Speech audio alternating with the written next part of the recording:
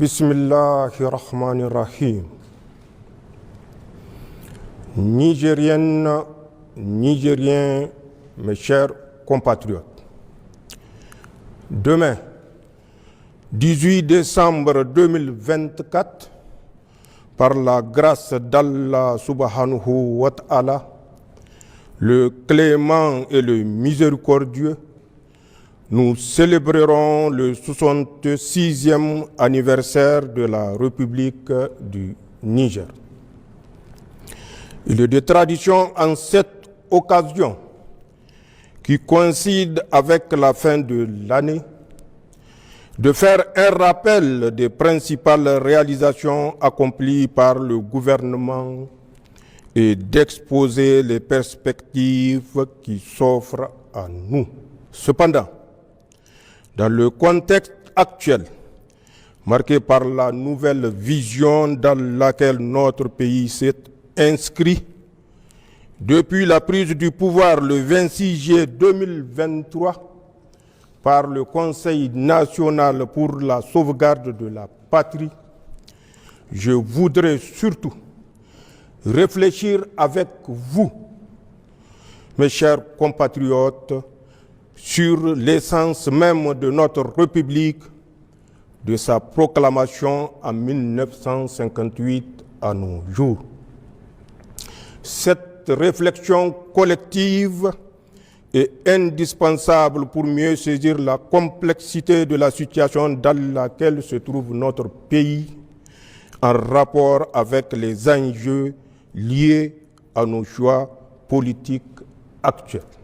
Elle est aussi pour mieux saisir le chemin parcouru dans notre combat patriotique pour la sauvegarde de notre pays et pour le raffermissement de notre volonté de bâtir un Niger nouveau, garantissant un avenir meilleur pour tous ses fils. Nigériennes, Nigériens, mes chers compatriotes, la célébration de l'anniversaire de la proclamation de notre République intervient cette année dans un contexte particulier marqué par l'affirmation par le peuple nigérien de sa souveraineté suite à la prise du pouvoir par les forces de défense et de sécurité regroupées au sein du CNSP. Depuis lors, comme vous le savez, notre pays fait face à une adversité totale, d'un côté de la part de tous les acteurs externes qui voudraient nous voir revenir dans leur giron, et de l'autre, des traîtres internes qui se sont compromis avec les intérêts étrangers et se sont adonnés à l'accaparement frauduleux de nos ressources publiques.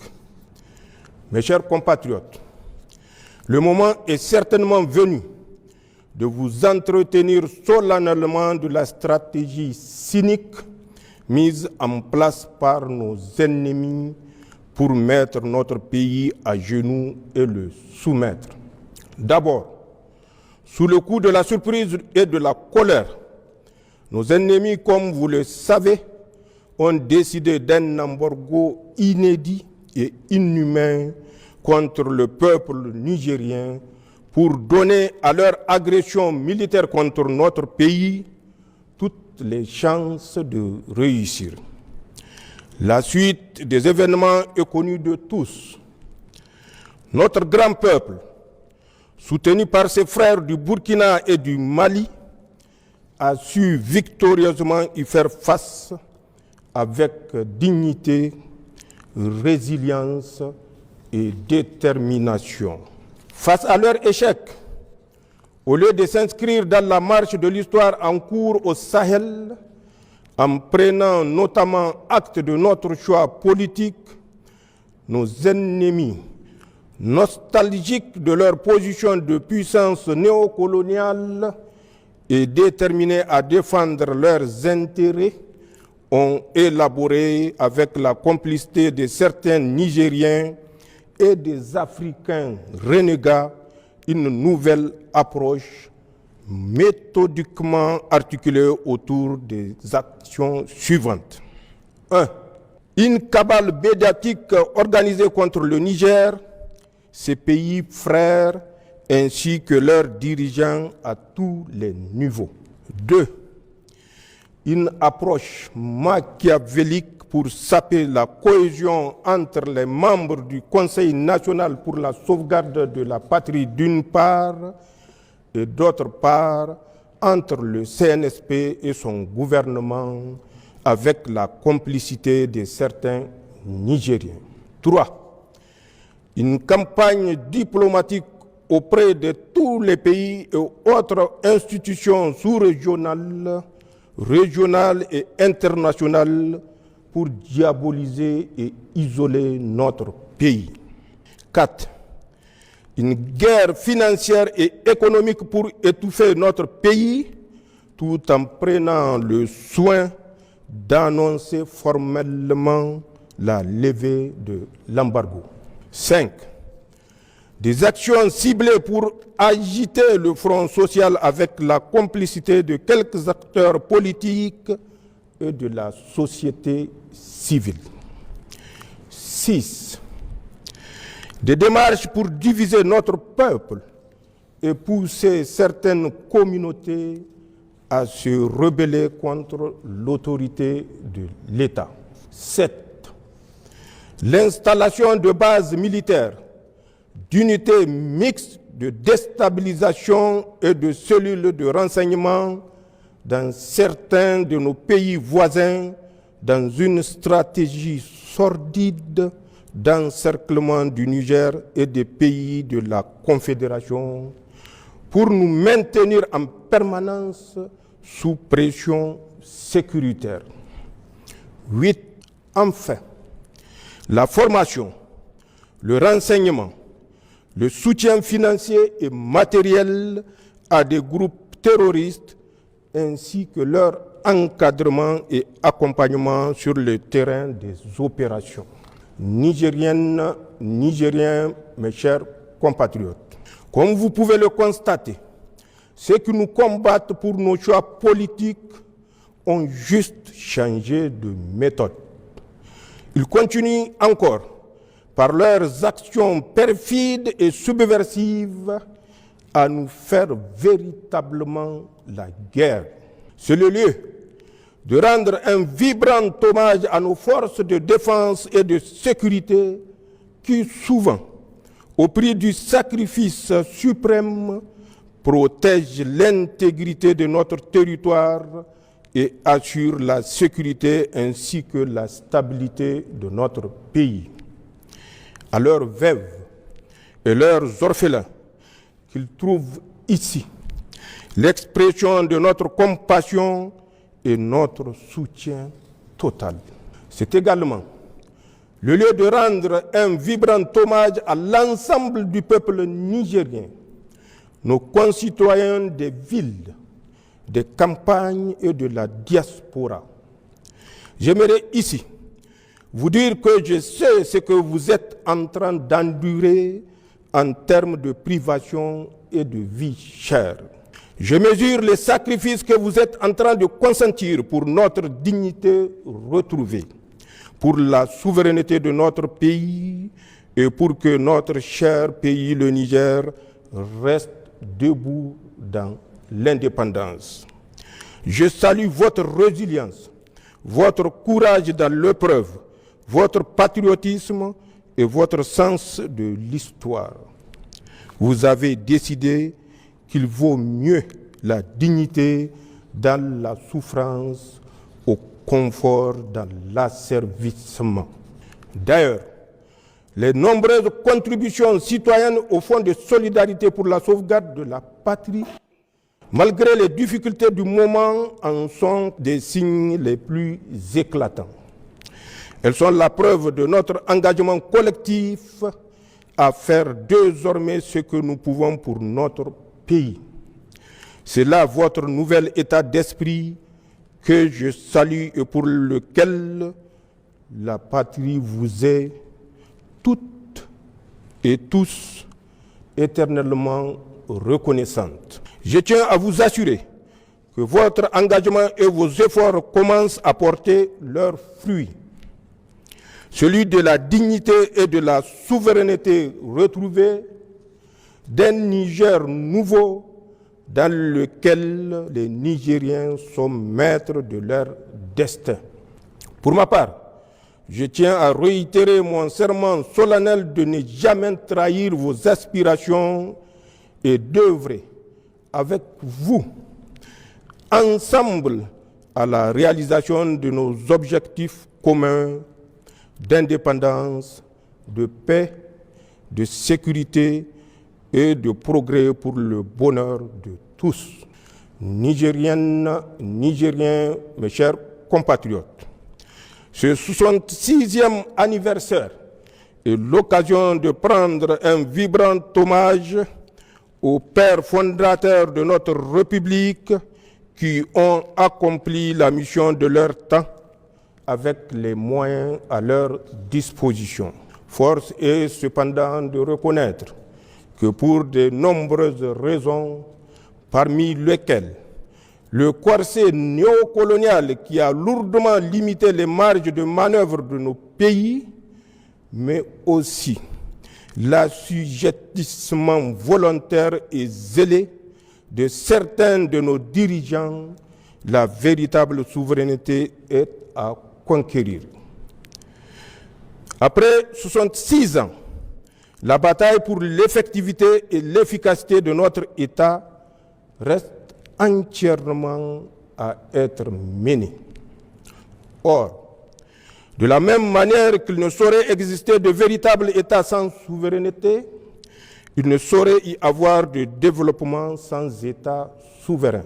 Seul un État souverain peut se développer. Il n'y a pas de précédent historique d'un État sous domination qui a réussi à se développer. Nigériennes, Nigériens, mes chers compatriotes, nos pères fondateurs nous ont transmis le flambeau et notre génération a décidé de remplir plus que jamais sa mission afin que ce flambeau ne s'éteigne entre nos mains. La tâche est colossale, nous le savons tous, mais sans triomphalisme aucun. Nous pouvons déjà nous réjouir de certains accomplissements structurants. Ce que le peuple nigérien a réussi depuis le 26 juillet 2023, avec la prise du pouvoir par le Conseil national pour la sauvegarde de la patrie, c'est d'inscrire notre pays dans une nouvelle trajectoire qui, cette fois-ci, est porteuse d'espoir. Ce que nous avons réussi, c'est de renvoyer de notre pays, sans haine ni violence, les forces étrangères qui entravaient notre souveraineté et empêchaient véritablement à nos forces de défense et de sécurité de monter en puissance pour accomplir efficacement leur mission. Ce que nous avons réussi, c'est de dénoncer tous les contrats, textes législatifs, traités et conventions injustes qui ne vont pas dans le sens de l'intérêt du Niger et qui freinent le développement de notre pays. C'est un signal fort pour tous ceux qui ont l'habitude ou ont l'intention de dominer ou de piller le Niger que désormais notre pays défendra ses intérêts sans complaisance. Ce que nous avons réussi, c'est l'affirmation de notre souveraineté sur nos ressources naturelles longtemps spoliées et pillées par des puissances étrangères et leurs valets locaux. Ce que nous avons réussi, c'est l'unité de notre peuple sur des questions d'intérêt national. Désormais, tous les Nigériens regardent dans la même direction, celle qui préserve les intérêts supérieurs de notre pays. Labousanino, Zentiang Assani. Ce que nous avons réussi, c'est de réveiller le patriotisme des Nigériens longtemps foulé aux pieds par des individus au service des intérêts personnels ou partisans et claniques, ou pire, à la solde des organisations mafieuses ou de puissances étrangères. Ce que nous avons réussi, c'est le soutien sincère de la population au gouvernement qui font désormais corps pour garder le pays sur la voie du développement. Ce que nous avons réussi, c'est de prouver que le Niger peut tenir debout, faire face courageusement avec succès au terrorisme, payer ses fonctionnaires, assurer ses dépenses de souveraineté de façon générale, bref, vivre sans la prétendue assistance étrangère souvent utilisée pour menacer ou humilier les Nigériens. Ce que nous avons réussi tous ensemble, c'est que pour la première fois dans l'histoire de notre pays, les décisions qui engagent le Niger et son peuple sont prises au Niger par des Nigériens et dans l'intérêt du Niger et nulle part ailleurs. C'est d'ailleurs ce qui nous a permis, en toute responsabilité et malgré le contexte difficile que nous connaissons, de prendre des mesures sociales à la fois symboliques et fortes que sont, entre autres, la baisse du prix à la pompe des hydrocarbures, la diminution des coûts de certains actes médicaux et chirurgicaux et la baisse des prix du ciment. Nigériennes, Nigériens, mes chers compatriotes, ces réussites sont encourageantes. Il faut cependant les inscrire non seulement dans la durée, mais également dans une vision globale et cohérente pour fonder véritablement un projet politique et social. Pour ce faire, nous avons deux grandes approches au niveau national et international. Au plan international, nous avons créé une alliance avec des pays avec lesquels nous avons la même histoire, la même trajectoire, les mêmes défis, les mêmes peuples et les mêmes aspirations. L'Alliance des États du Sahel qui nous unit au Burkina Faso et au Mali, deux pays frères qui sont résolument à nos côtés. Cette alliance qui a évolué en confédération AES depuis le sommet historique de Niamey le 6 juillet 2024 et qui a vocation dans un proche futur à se transformer en fédération, Inch'Allah, va nous permettre de sécuriser notre espace commun et nous encourager véritablement sur la voie du développement. Ensuite, nous avons décidé de diversifier nos partenaires et d'inscrire désormais nos relations diplomatiques dans le principe de respect mutuel, d'égalité, de souveraineté, d'un partenariat sincère, équilibré et gagnant-gagnant qui prend en compte les intérêts de notre pays. C'est certainement le lieu de remercier, au nom du peuple nigérien, des pays amis et frères qui ont fait preuve de compréhension et d'amitié sincère avec le Niger en ce moment difficile que nous vivons. Sans les citer, ils se reconnaîtront tous et savent qu'ils peuvent aussi compter sur le Niger. Au niveau national, j'ai défini un cadre stratégique de gouvernance pour la transition intitulé « Pour le Niger, Labussanino Zancang Assani » qui se décline en 4 axes. Axe 1, le renforcement de la sécurité et de la cohésion sociale. Axe 2, la promotion de la bonne gouvernance. Axe 3, le développement des bases de production pour la souveraineté économique. Axe 4, enfin, l'accélération des réformes sociales. D'autre part, j'ai élaboré des lettres de mission pour les membres du gouvernement. Chaque département ministériel va rendre compte le moment venu de l'exécution des missions à lui confiées et les conséquences en seront tirées. Cela en toute responsabilité. Il s'agit de notre devoir sacré de redevabilité envers le peuple nigérien. En tout état de cause, à un moment ou à un autre, chacun rendra compte de ses actes devant le peuple, devant l'histoire et devant son Créateur. C'est aussi vrai pour les gouvernants que pour les agents publics, les pères de famille et chaque citoyen. Nigériennes, Nigériens, mes chers compatriotes, pour finir, j'aimerais évoquer 3 sujets d'actualité d'intérêt national, voire international. D'abord, comme vous le savez, notre pays a décidé, avec nos 2 autres pays frères, le Burkina Faso et le Mali, de quitter la CEDEAO.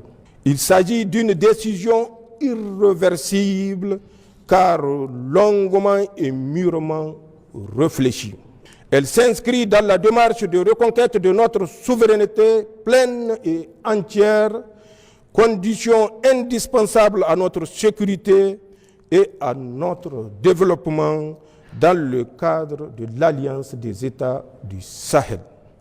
Aussi, elle a le mérite d'avoir enlevé définitivement aux puissances étrangères et leurs valets africains tout moyen et toute légitimité pour nous faire la guerre à travers la CEDEAO, instrumentalisée et détournée depuis plusieurs années de ses nobles objectifs. J'aimerais par conséquent rassurer tous les Nigériens et au-delà tous nos concitoyens de la Confédération AES que la sortie de la CEDEAO n'entraînera pas le chaos pour nos pays et leurs nationaux. Le Niger et notre confédération continueront à entretenir de bonnes relations de voisinage et de coopération avec tous les pays de notre région ouest africaine, comme c'est le cas d'ailleurs avec les 42 autres pays africains membres de l'Union africaine et les quelques 180 pays membres de l'Organisation des Nations Unies, épris de paix et de justice. En tout état de cause, je tiens à rassurer nos concitoyens de la Confédération que toutes les dispositions seront prises pour parer à toute éventualité. Le deuxième sujet que je souhaite aborder avec vous, chers compatriotes, a trait à la campagne hivernale. En effet, comme vous le savez, cette année, Allah nous a gratifiés d'un hivernage fécond. Les pluies ont été abondantes. Aussi, elles ont certes causé d'importants dégâts matériels et endeuillé nos familles. À cet effet, j'ai une pensée pieuse pour nos disparus et salue les efforts de tous ceux qui nous ont soutenus pour faire face à l'urgence et en particulier le comité national qui a fait la preuve que le Niger est souverainement à même de gérer un tel type de situation. Mais ces pluies nous ont surtout permis d'avoir une récolte et des pâturages abondants. J'invite par conséquent tous les services compétents de l'État et l'ensemble des Nigériens à tirer toutes les leçons de cette campagne hivernale pour que les pluies dans notre Sahel aride ne soient plus synonymes d'inondation, de destruction, de désolation et de mort, car elles sont un grand bienfait d'Allah subhanahu wa ta'ala, comme le traduit si bien l'adage Hausa qui dit « Rua lema taïgara ». D'autre part, je lance un appel pour une gestion rigoureuse et responsable des bienfaits de cette campagne hivernale, en préservant notre pâturage des feux de brousse et en gérant nos récoltes en bon père de famille que nous devons tous être. Enfin, j'invite tous les Nigériens à se départir des messages mensongers, diffamatoires, haineux sur les médias et autres réseaux sociaux. Ils sont contraires à nos valeurs traditionnelles et religieuses. Ils participent à nous distraire pour nous éloigner du vrai débat public sur nos intérêts vitaux et stratégiques à un moment où nous sommes véritablement en guerre contre nos ennemis qui tentent par tous les moyens de briser notre vivre ensemble pour empêcher notre marche résolue vers le progrès. C'est dire que l'heure est plutôt à la vigilance pour déjouer la campagne d'intoxication et de désinformation entreprise par les sponsors du terrorisme au Sahel pour saper le moral de nos troupes, inciter à la haine ethnique et briser notre cohésion sociale héritée de nos ancêtres.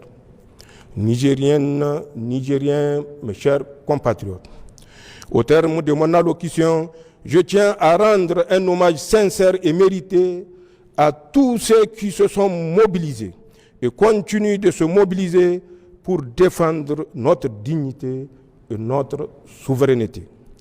C'est sur votre ferme engagement que repose la réussite de nos projets pour le Niger. Je prie Allah, le Créant et le Miséricordieux, qu'il accorde son paradis éternel à nos frères et sœurs, militaires comme civils, victimes du terrorisme, et souhaite un prompt rétablissement aux blessés. À tous, sachez que votre sacrifice et vos efforts ne seront pas vains. Le Niger est sur la bonne voie, celle du progrès pour tous ses fils. Aussi, j'invite chaque Nigérien à se forger l'intime conviction que le Niger est notre bien commun. Il nous appartient à tous et non pas à une quelconque puissance étrangère ou à une quelconque organisation régionale ou internationale. Il revient par conséquent à nous, Nigériens, et à nul autre individu, pays ou organisation, non seulement de protéger notre pays pour le ICO au niveau des pays prospères, mais également d'en tirer la détermination pour ne céder à aucune menace, aucune injonction, d'où qu'elle vienne. Intégrons donc définitivement que le Niger, terre de nos ancêtres, est éternel et que les difficultés de l'heure sont nécessairement passagères. Leur intrigue, leur sursis en espérant que la Confédération s'effondre dans les mois à venir, ainsi que leur plan satanique de déstabilisation échoueront sans aucun doute, Inch'Allah, face à notre détermination et avec l'aide d'Allah. Enfin, je voudrais, en ce moment où le regard des Nigériens est tourné vers les compétitions de notre lutte traditionnelle, qui est à sa 45e édition, souhaiter une belle Koko Galgagia à tous.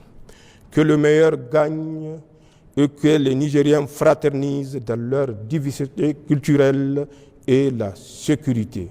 C'est ainsi que le Niger gagnera. Vive la République, vive le Conseil national pour la sauvegarde de la patrie et son gouvernement, vive le peuple uni et engagé pour sa souveraineté, vive la Confédération Alliance État du Sahel, vive le Niger, je vous remercie.